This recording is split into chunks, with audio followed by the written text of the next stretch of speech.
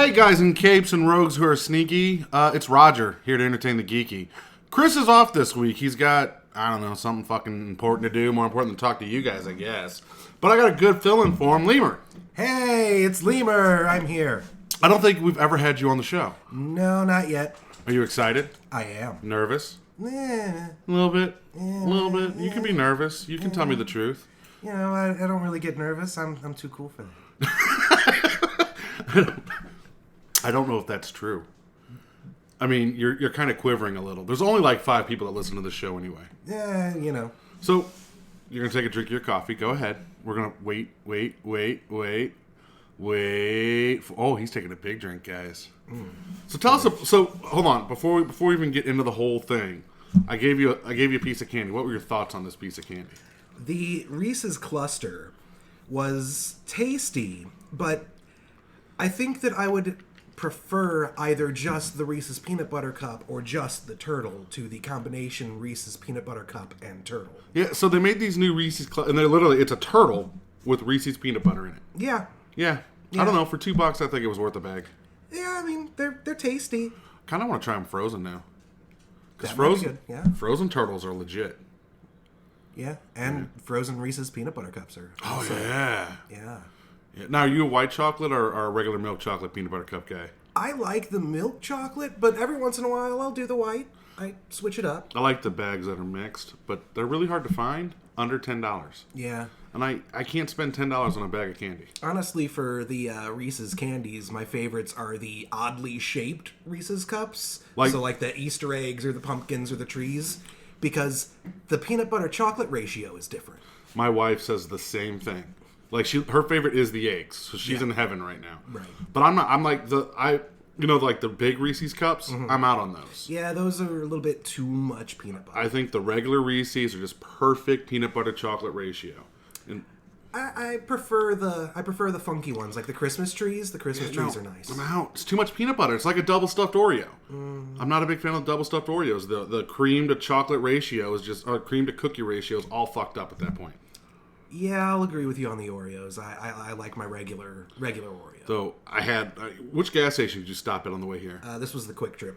Oh, well, I go to that one on Lindbergh right there, guys. For you who know where we're at, I bought a bag of mini fudge dipped mint Oreos. Oh, that sounds nice. They were like fucking Thin Mints. Yeah. All right. So Leemer, what do you do a lot of role playing? I try to. Last night you ran a game. I did. And here we're playing Starfinder. Yeah. We've got a fun group. Very fun group. I have never played with any of these guys. I've played with everybody off and on. Like Tom was part of my regular every week group for years and years and years since high school. Duffy and Zach, I've been gaming with them since my old group broke up. So I've been playing with these guys for a while. I've only played Star Trek with you. Yeah. But we've talked a lot about gaming, but we've never really gamed, you know. Right. We had fun in Star Trek. Yeah, for the couple of sessions we got to play. That was a very good game. Yeah. But so Leemer, last night we're playing, and the first battle happens. Right. And Leemer's like, "Hey, move the snacks to the side. I got to put the battle mat down." And in my head, I'm thinking, okay, he's going to pull out the 2x2 or whatever it is, you know, and roll out that little map. This son of a bitch pulls out a 3D formed, molded map with, like, handmade, with little boxes and everything. It was the best thing I had seen ever in a game. I'm glad you enjoyed it. I'm super proud of it. Like, how long did it take you to make that thing? I mean, that stuff took... Like, each individual element took, like, a day to make, where I'm coming home from work and literally just working on that all night, get, like, 3 hours of sleep, do it all again. So you worked, 5 days on that? 6 days, maybe? Off and on. Like, there were a couple things that took longer, you know, like painting stuff is going to take a little while longer because you got to wait for a base coat to dry. Oh, he painted the map, too. Yeah. Yeah, so yeah, I'm gonna give you a week and a half to make that. Like I'll give you a week and a half. You spend a week and a half on this. I maybe a bit more, like 2 weeks, because there were some nights whenever I'd do a little bit of work and then... So 2 weeks on this mat. and the battle lasted 3 rounds. Yeah. Yeah, I mean, most battles, like, 3 rounds. The next one, it's even worse because, like, I don't know that you're even going to be in this room for more than poking your head in and going, oh, it's a closet. But, you know, I made this closet.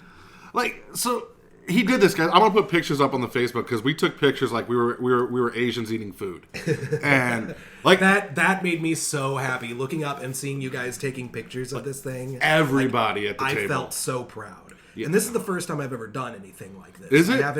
I've never done the crafting, and I've never really I've always bought a giant pad of 1-inch grid paper. Right, and that's what I was drawn expecting. all of my maps on that. That's what every DM does. Right. But it got to a point where in the last game, people were like, well, what is this square here? Oh, that's a tree. That's why it's green. Well, what is this square here? That's a cat. It's a square. It's a cat, though. I can't draw a cat. I can't draw, guys. But what I can do is glue shit to other shit to make it look like cool shit. I mean, it was honestly, I am never I'm honestly not a big fan of miniatures when it comes to role-playing games because I'm more of a theater of the mind guy. But I love miniatures. Last night doing that, I was like, oh, fuck. Like, it brought me to realize I'm not playing a game where I can just sit around and dick around. Like, Leemer is bringing shit to this game. I gotta step it up. And there was shit that you guys didn't even really notice about, like, what was on the table. Like, if you would have said, I want to make a perception check on those barrels over there, you would have found 2 of them were explosive. Well, we were joking that do they change colors? Because if they change color to yellow, we know red is the next, and then it goes boom. But if you would have just made a roll, you could have found these 2 little damage spikes. Could have helped. Could have maybe not been near anyone important. If you would have tried shooting that cistern on the table that was part of the fire suppression system, that you could have punctured and sprayed, some CO2 foam all over the place and made difficult terrain over in that corner. We were afraid to blow the station up. Like we were afraid that, True. Yeah, first level mooks just showing up. And I am firing projectiles in a space station. I'm very, I get you. Like I'm not shooting unless I'm right next to you. That's how last night was. Like, well, also playing an envoy, that's probably for the best. Yeah, I don't shoot well. Okay. I'm okay. I'm a +2. You've got your dex bonus. Yeah, I'm good. Yeah, no, it was just that made me realize I got to bring my shit up. And on Facebook, one of our mutual friends is like, "Oh, I miss gaming with Leemer," and then another one's like, "I want in." It was just really cool. And how do you? So when you sat down to make that, what made you realize? All right, I'm going to actually devote the time into this 3-round combat. Because it was no offense, like it was kind of a throwaway combat. Yeah. The very important thing happened right in the beginning, and now we're going that way. So most GMs would have been like, all right, yeah, here you go. Their guys hitting in cover, boom, boom, boom, boom, boom. Well, what happened was I was sitting around watching, some stuff on YouTube for just some D&D stuff. I watched just the news reports and stuff like that. And sometimes I watch the improving your game DM stuff. And I was watching a lot of stuff on miniatures and just thought, I've always wanted to have really cool, miniature battles. So I typed into YouTube, D&D terrain and how to make it. And there are hundreds of guys doing really cool things on YouTube. And I sat and watched a bunch of videos from a bunch of different guys and then was like, I'm going to sit down and make this stuff. Yeah, I'm not doing that for Dungeons and Dumbasses. I'm just saying. That's fine. You're going to get grid and paper, and there you go. You're lucky if I don't bust out pennies, okay? Hey, there's nothing wrong with that. Bunch of minions or tails, the big bad guy's heads up. There you go. Figure it out. I just wanted something kind of different and special. This was the first time I ran a game in 10 years, and I wanted something that you guys would remember. We're all going to remember that one for a minute. All right, so you haven't run a game for 10 years. Yeah. How'd it feel, one, to get back in the seat? That was That was fun. Like that was something I was nervous about because new system, new rules, stuff like that. I'm a little rusty, but it was exciting, and I had some of my favorite people around the table. That would be me, guys. Just so you know, that's what he meant, me. So it was a lot of fun. No, I really enjoyed it. I haven't played like we played Star Trek, but I haven't played in a real role playing game since shit. Okay, it's been that long. Right. So to get back in, figure it out, sit down with a bunch of people I don't really know. You know, I've met these guys once or twice. Right. And we're playing a game, jokes are flying. It was awesome, but now I realize if you're going to put that much work into a 3-round combat, I got to put more work into my character. Clint can no longer be just the guy that I want. He's got to have mission and drive and ambition. Well, and I am going to eventually ask to get some increased backstory from all of my characters so that I can start weaving stories for you guys. my backstories are going to be nothing but lies. Well, I'm going to need some true ones. Okay, as well, the DM. I'll give you the true story, but Clint's nothing but lies. He's a liar. Okay, that's fun. Yeah. But that way I can, because this adventure path is only designed to get you to like level 10 or 12. Level 12? Yeah. Yeah, we got 100 experience points last night, so it's going to be a minute. Well, yeah, I mean, this is the first book, and that was the first encounter. They were challenge rating 1/3 or something like that. Yeah, they were little bitches. A little bit. Little bitches. They had a lot of hit points, though. Yeah. They were beefy. They were. I shot one in the face for 6, and, Yeah. and he still stood. I'm like, in any other D&D game, that fucker would have dropped. Right. No, they were beefy. They were more like the soldier class more than like anything else. So. I hit him for 6, and he kept running. That's the Yeah. guy that ran away. That was and the I one was, you shot in the ass. Yeah, he was running away, and I was like, fuck. Damn it. I really wanted to beat him in the face. Yeah, but he decided to double move out of there. He didn't want to get beat in the face. So, running or playing? Where do you, a lot of role players will say either are, but they kind of lean towards one way. I always love to play, but if I've got a little bit of extra time and can put some love and care into a game, then sure, I'll run it. Okay. Because I have stories that I'd like to tell, and doing an adventure path like we're doing for Starfinder, like that takes a lot of weight off my shoulders because I don't have to come up with everything. And we all get to explore the world of Starfinder and the lore of Starfinder together, and that's super cool. Well, because Starfinder is not a game that's been out for 40 years. Right. It's what? It's a year and a half, a year old, if that? It came out in like August, I believe. Yeah, so it's not even a year old. Right. I've only paged through the player's handbook. So yeah, that's interesting that you kind of know what's going on, but we as a group we still don't know. Not like Deadlands where the DM or the marshal knows everything, Right. and the players find And out. I am like you guys have access to all of the lore and knowledge that I have. 'Cause Right. There's like 3 books. So No, and I was at Half Price Books and I saw a hardcover copy of Starfighter for $30, and I went, I know where I'm going again. That's a pricey book. Also, Miniature Market has good deals on it. Yeah. Miniature Market opened here in St. Louis. Yeah. It's a beautiful store. I'm gonna probably go sometime later this week. Yeah, no, say hi to Chris when you're out there. All right. Yeah, it's a beautiful store. Not space, the nice little like charcoal black floors. I've been on their website plenty, and I've actually ordered some stuff for this game for them. It's interesting. Like Miniature Market used to be where Game Night is now. Okay. Way back in the day, and that's where I started playing Magic. Was at Miniature Market. Okay. And then I went to the fantasy shop after they moved to Westport area. But yeah, no, they're open, they're kicking, their store is huge. They're always busy. Yeah. Like today, it's snowing like 20 feet outside, and they were busy. They were busy. But no, it's cool. It's a cool little store. So, what is your? Because we don't get to talk about role playing games very much. Chris is not a big role player. Like he likes them, but he doesn't. What's your favorite game? That's kind of a toss-up between... All right, let me rephrase it.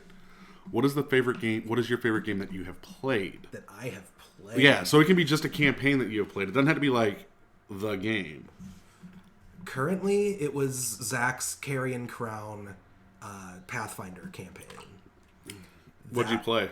I played a Oracle with the life revelation. And what made that so fucking awesome? Part of it was just, again, the amount of work and care and love that he put into that game. Because he's an excellent DM. He ran the hell out of that game. Well, you can tell with him. Well, he's so anal. Yeah. He's so organized. Yes. Like, he runs the hell out of a game. His mind works in a beautiful way. Well, you can tell when he cares and when he's like, "Oh crap, I just threw this together." Yeah. And it's amazing. Yeah. Like even when he's like, "Oh crap, I threw this together," it's 20 times better than the shit I pull out of my ass. Right. You know. Yeah. I mean, he's great. He's so he spent so much time like in the forums gathering information about the adventure path and other people's ideas and what they did to improve upon the adventure path, and just stealing all these other little ideas like we all do whenever we run games. And he crafted this thing. He threw in another adventure supplement from like a third party that dealt with Lovecraftian horror, because it's a horror-based campaign. Right. And he loves Ravenloft and stuff like that, so this was right up his alley. So for those of you who know who we're talking about, it makes sense. Yeah. So it was a whole lot of fun. That was with Kirkpatrick was our fighter, and like our friend Dave was an alchemist, and it was a lot of fun just because A, I loved the story that we were going through. B, our characters were really fun, worked well together. It all came together in that particular game. Yeah, my favorite D&D game I ever played was actually an online game where I never met the players in real life. Mm-hmm. It was all typing and voice communication. Right. And my friend Rev ran it. So every Sunday night we'd meet and just type away, and you get your jokes in, but it's not as distracting. Like everyone is constantly in character. Right. And it just made for this awesome role playing where I was typing but not so much talking, and it was very weird. That's where my Howland Jost character came from, and I backstabbed the entire group. The entire group. That's awesome. All right, so D&D. D&D's up there. Yeah, I mean, 7th Sea is a great one. I love 7th Sea. Deadlands. That's my personal favorite. Deadlands, I love that system. The original system. Yeah, the original Deadlands. I love that system more than I love the game. That's a hard one to run like a campaign for. Really?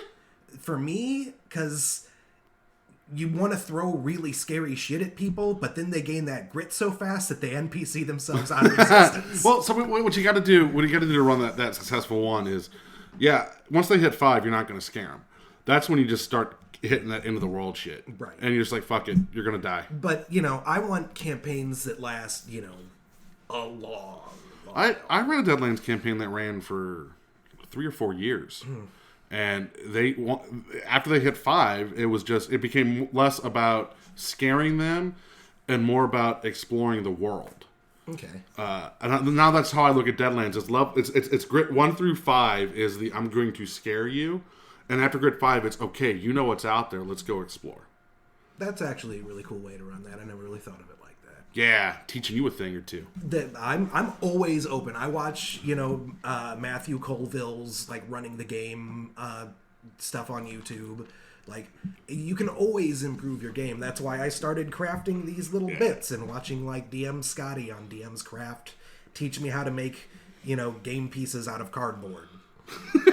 Like, that's what that little information booth in the center. How long did that take you to make? That took me like 20 minutes to cut out the circles, glue them together, paint it. The wiring took me 2 seconds to solder together. See, wiring. He made this little information, this completely irrelevant. Oh yeah, to the fight. Absolutely irrelevant. No reason. It was there. Useful for cover. Yeah, like that was the downed security guard was trying to use it as cover. He made this information with, and not only did he make the booth, he made it light the fuck up. Well, I mean, that's not hard to do. That was my 3rd grade science fair project. Was a simple circuit. I get that, but still, like a lot of DMs, they're like, okay, fight happens. Yeah, they're gonna fight this guy. Now I gotta focus on what's gonna happen after the fight. You were like, this is a fight. You will die. It's a fight. And that's what I took from it. Like if you're going to put that much care into that map, that means we're going to die. It means this is not a throwaway combat. Well, I mean, Duffy got shot twice. Yeah, but he was fine. Like, Bara got a couple holes put in him. So... Yeah, I'm good. Clint walked away. Yeah, and Clint I ran in the middle of the fucking fight. I was like, fuck! They were a bit more focused on each other. Yeah. Yeah. So... That was my thought, was they're shooting at each other. Let's get to our buddy they shot. Oh, he's dead. Damn it. That's what happened. Our buddy died. So, what is your favorite game that you have run? Like... Ooh, that's rough.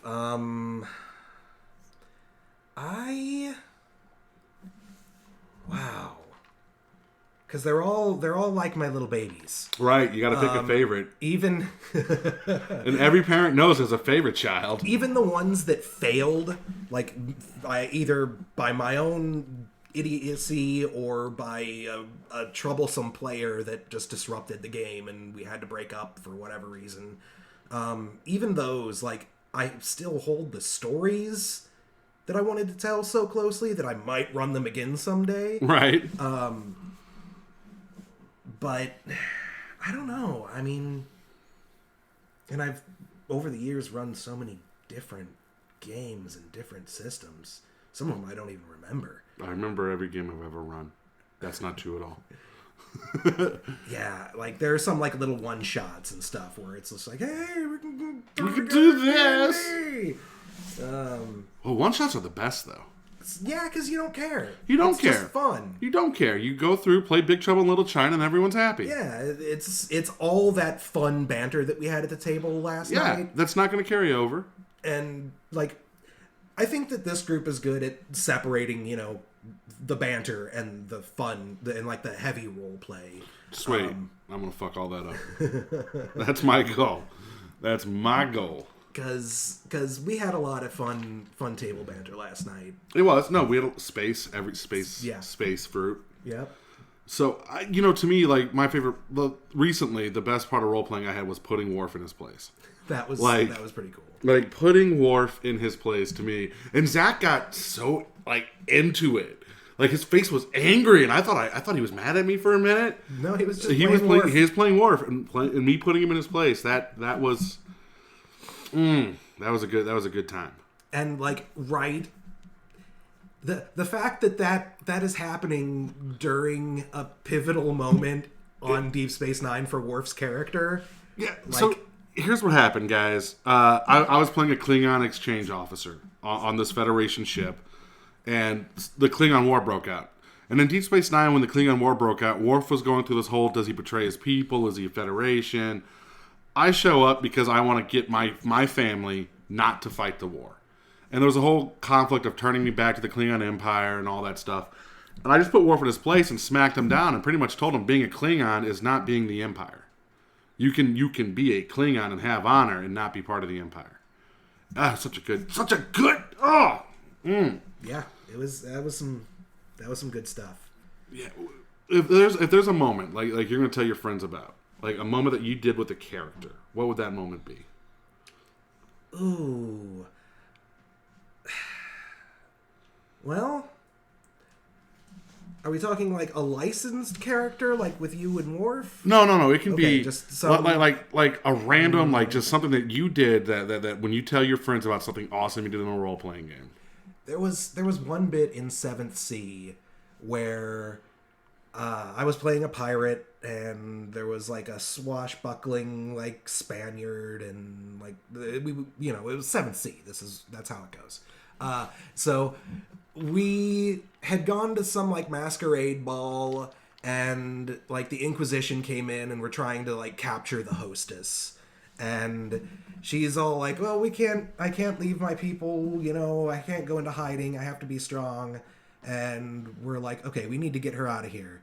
So what are we going to do about that? And my character was like, well, it looks like a dashing kidnapping is in order. And one of the other guys is like, well, a little less with the dashing and a little more with the kidnapping. Okay. And I was like, I don't do anything unless it's dashing. And he just turns to me and goes, okay, you can be dashing. And And I was like, excellent. And went right back to like beating the crap out of some downed Inquisitor. Like, that was one of my favorite role-playing moments. Have you looked at 7C second edition? I have not yet. It's good. It Like, looks... I haven't bought it, but I flipped through it online. I remember like looking at like the Kickstarter or whatever way Yeah. back in the day, and it's tempting, but right now my money's invested. Oh, in I'm not Starfighter. buying it. I'm not buying it. But it's good. Yeah. Like, I want to play it. I want to run it. I'm more of a running guy. I like running games more than playing, which is odd because you've heard me. Like, the reason I'm in Starfighter is I've been begging to play a game. Right. I do love to run You games. get DM burnout once in a while. You do, and kind of need to recharge your batteries by letting loose and playing your own characters. Right, and the issue is like with my group, it's pretty much up until recently it has been, okay, you're gonna run the game. All right, what are we playing? I will never play L5R. I will never play that game. I will run the hell out of that game, but I will never play it. I played it a couple times. It's an awesome game. It's interesting. I don't know. Feudal Japan isn't necessarily one of my favorite. Oh no, they'll kill you quick. Like, they will kill you so quick in L5R. Like, I don't know that the samurai thing is kind of neat, but I like my fantasy to be a bit more European. Okay, I mean that's fair. That's fair. I like playing a giant talking rat named Splinter. I don't know what to tell you. Because I can do that in that game. Yeah, but you can also do that in Teenage Mutant Ninja Turtles and Other Strangeness. Yeah, but that system's so bad. like that system is so bad. Roll percentage for everything. And we don't really know how it works. Also, I have an issue with 95% of Palladium books don't come with character sheets in the back. True. So you have to make your own. have to make them. I remember making my own character And I was like, how the fuck do I'm out. Word. Right. Microsoft Word, and then you hold the underscore to get a line for them to fill in their name. And Yeah. Yeah, no, Palladium is a bad system that somehow has survived a lot longer than it should. Well... No, it's bad. Well, it suffers a lot of the flaws that second edition does. And you notice how second edition is no longer around. But there are still diehards who will only play and run second edition. And those people are wrong, because they should play fifth. They should adapt and evolve and with play the rest of edition. Us Homo erectus. Yeah, if I had to deal with the audacity... Let's put down the Neanderthals, man. Let's crack their skulls with rocks. I get it. When guys, the only difference between second edition and third edition is I want to roll high, okay? I want to roll high. But,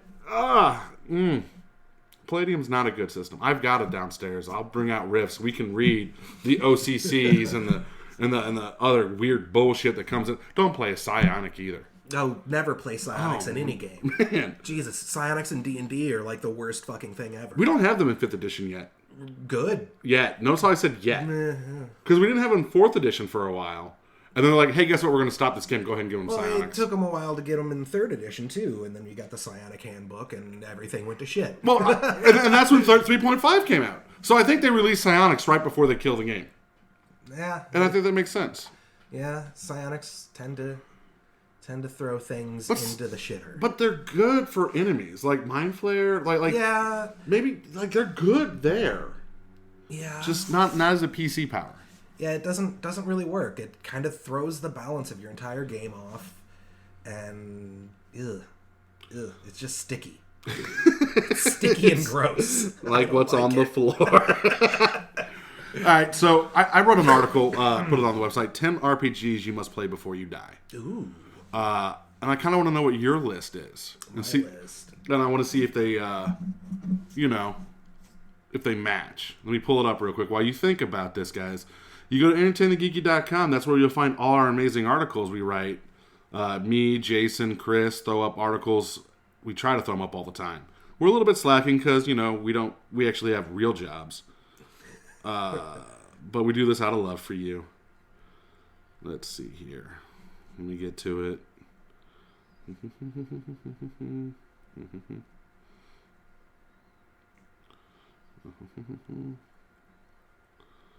Hold on. You thinking? Yeah. I mean, that's that's one of those things where it's just sort of, there's so many of them that you can cater them to your own tastes. Like, You can. to make a definitive, these are the 10 that you must play, that's That's what makes it so awesome. hard. I know. So, Well, I mean, one, just right out the box, Dungeons and Dragons. obviously, that's right there. Play the grandfather. Like, do it. If you're not playing Dungeons and Dragons, do it. Okay. After that, you should play a World of Darkness, like old school WoD game, at least once, whether it's Vampire the Masquerade or Werewolf or Mage or whatever, whether you're doing tabletop or a LARP, you should try that. Okay. Because it's a completely different atmosphere and it's so roleplay intensive that I think that makes you a better player in other games because you get so comfortable with the roleplay aspect playing the White Wolf, more narrative-driven games. It just becomes easier whenever you're doing that in Dungeons and Dragons or 7th Sea or whatever. Okay. I think that World of Darkness is a good tool to sharpen your skills as a role player. Okay, so you got D&D, World of Darkness. Deadlands, just because that system is so fucking dope. Okay. You can't get better than making poker hands and throwing poker chips in a Western game. Okay, so you're at Deadlands. Man, after that, you get into just like personal tastes. Like play a superhero game. I don't care which one. Okay. Like I prefer Aberrant. Ooh, Aberrant's good. I didn't even think about that. Like that's my favorite of the superhero games, and I've played like the old school Marvel superheroes game where you rolled the percentile and had to compare to the graph. Okay. And I've played, a couple of the diceless Marvel role-playing games that have come out in the last few years. I've never played any of the diceless Marvel role-playing games. They're okay. It's not really my thing. I like dice. I am a big... Yeah. Like, that's my issue with LARPing. While I like sword fighting, I just like dice way too much. I like that randomness. I like even though I'm the best ever, I could still trip on a rock and die. So here you go. Here we go. I finally found it. Deadlands. We agree there. L5R. I do think because it's an Eastern game, it forces you to play something completely different than you normally play in any role-playing game. Yeah. I can give you that. Battletech. Battletech is super crunchy. It is super crunchy. Super crunchy. But it's big robots. Yeah, that's fun. And you're just blowing shit up. That's so mathy. Like, yeah.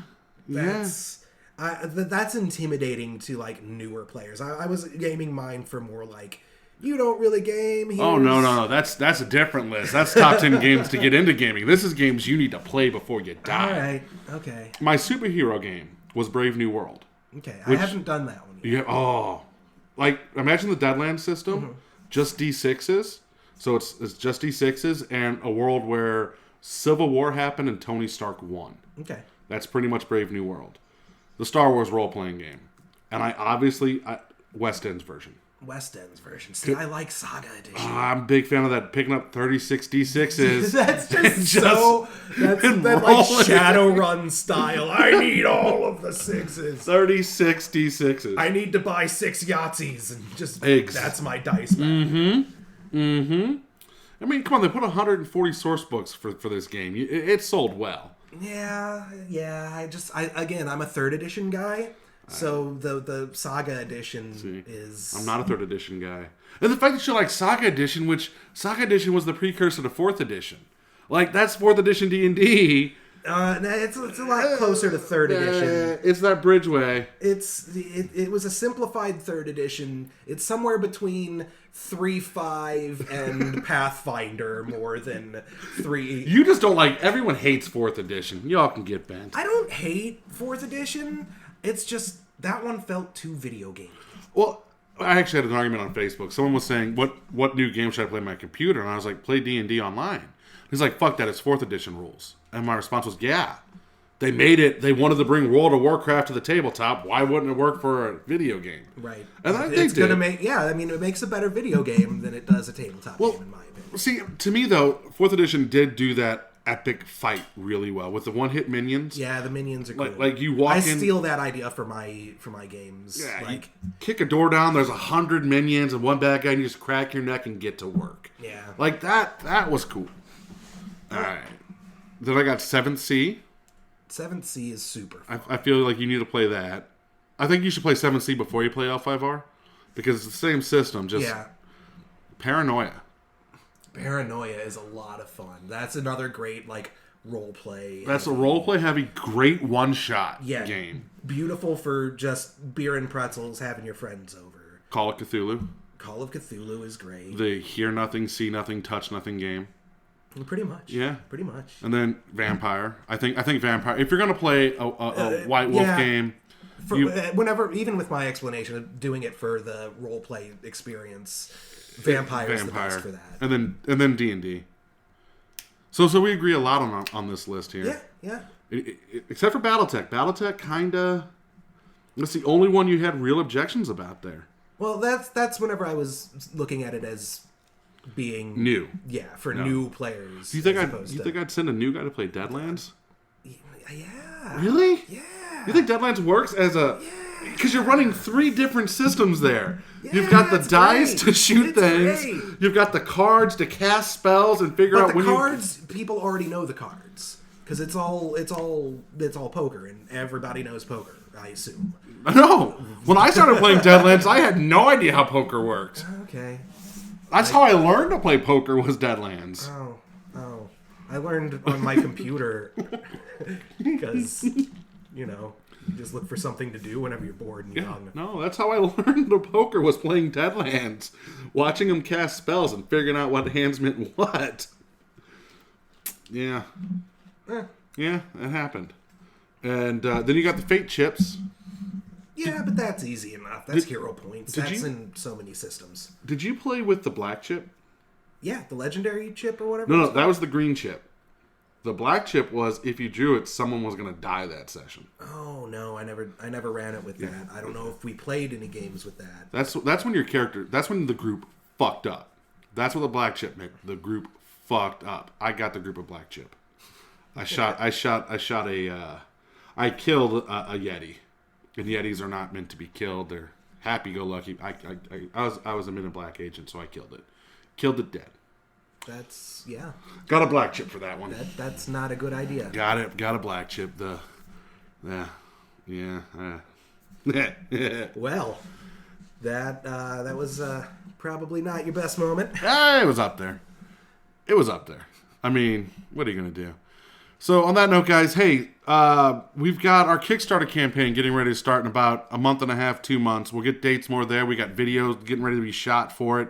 Please let your friends, family, anyone you know that would love to play an awesome game about serving restaurant foods. That's what we're coming out with. Conniving Cooks Kickstarter's coming out. Make sure you guys head to entertainthegeeky.com. Like, comment, subscribe on everything we do. Jason O'Toole has been killing it with the nerd news there. Did an awesome retrospect on Infinity War. I know he's rewatching all 18 Marvel movies to give you Phase 1 and Phase 2 retrospectives.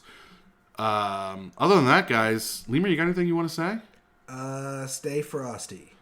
You can't say that because mine stay geeky. Oh, well, then don't stay frosty. Guys, stay geeky. We'll talk to you later.